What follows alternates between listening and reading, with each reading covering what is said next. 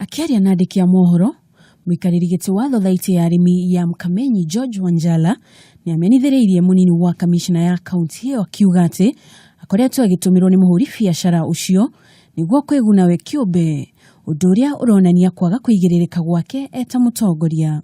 Ametumana kuanzia KWS, ametuma Kenya Police, AP na prisons, na sisi hatuna kosa lolote, na tunasikitika wakija hapa tu ni kutuharas na kuhakikisha kwamba hawataki tuendelee. Lakini tunasikitika kwa sasa hata yasemekana kwamba anayo title deed ya tarehe 3 mwezi wa 9 mwaka uliopita 2016 ati kwamba yeye ndiye mmiliki wa shamba hili.